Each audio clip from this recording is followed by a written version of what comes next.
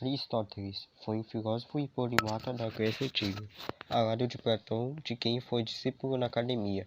Foi um dos pensadores mais influentes da história da civilização ocidental. Aristóteles abordou quase todos os campos do conhecimento de sua época: biologia, física, metafísica, lógica, poética, política, retórica, ética e de forma mais marginal, a economia.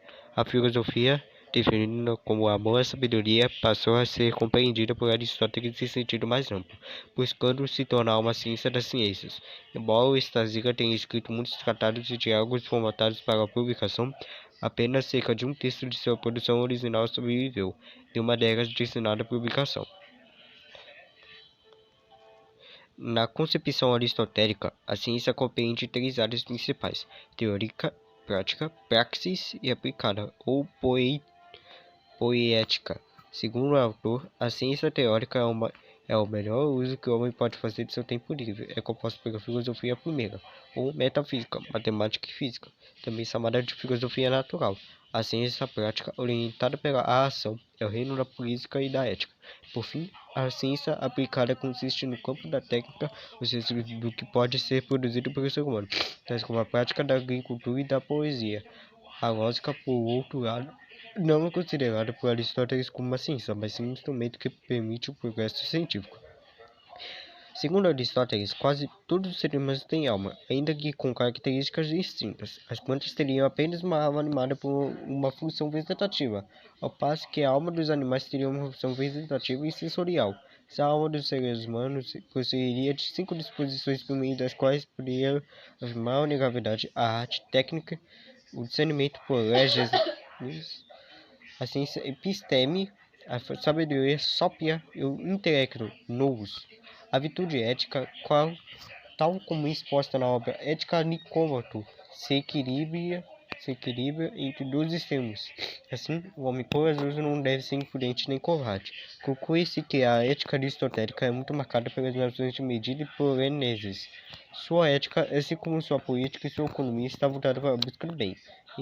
Em conexão com seu naturalismo, Estácio considera a sociedade como uma entidade natural que não pode subsistir sem justiça e amizade. Perigo. Esta concepção influenciou profundamente os pensadores das gerações seguintes e se reflete até hoje nas concepções finalistas de sociedade e do Estado, que são compreendidas pela busca do bem comum. A natureza, psis, ocupa um lugar importante no pensamento aristotélico. A matéria possuiria em si um princípio de movimento, interos Einstein. Consequentemente, a física se dedica aos estudos dos movimentos naturais causados pelos princípios próprios da matéria. Em sua metafísica, Aristóteles define o Deus dos filósofos como o primeiro motor imóvel, aquele que põe o mundo em movimento sem ele próprio ser movido. Segundo o autor, o primeiro motor imóvel, os corpos celestes seriam movidos por serem formados por um elemento incorruptível, o éter, distinguindo-se dos corpos físicos do mundo subliminar. Após sua morte, seu pensamento foi praticamente esquecido pelo Ocidente até o fim da Antiguidade, durante o Califado Abássida. As obras de Aristóteles foram traduzidas em árabe, influenciando o mundo muçulmano. A partir do fim do Império Romano, o Ocidente teve acesso ilimitado aos seus ensinamentos até o século XII. Após a redescoberta dos seus escritos, o pensamento aristotélico também passou a exercer influência sobre a filosofia e a teologia ocidental durante os 5 séculos seguintes, criando tensões com o pensamento platônico de Agostinho de Hipona, que vigorava à época. Foi durante o século XII, contudo, o aristotelismo marcou profundamente a escolástica e, por intermédio da obra de Tomás de Aquino, o cristianismo católico. No século XVII, o avanço da astronomia científica de Galileu e Newton desacreditou o zerocentrismo admitido por Aristóteles. A partir de então, surgiu um profundo recuo do pensamento aristotélico no qual se refere à ciência. Sua lógica também foi criticada na mesma época por Francis Bacon e Blaise Pascal. No século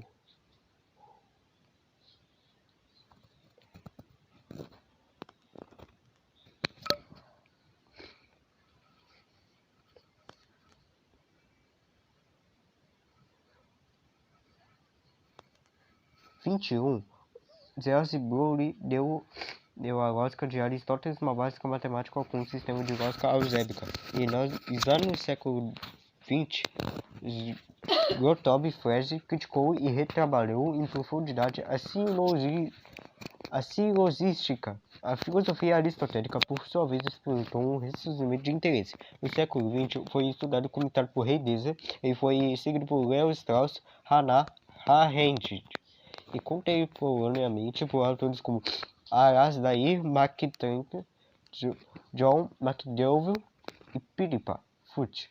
Mais de 2.300 anos após sua morte, seu pensamento ainda inspira especialistas de áreas variadas e é objeto de pesquisa de diversas disciplinas.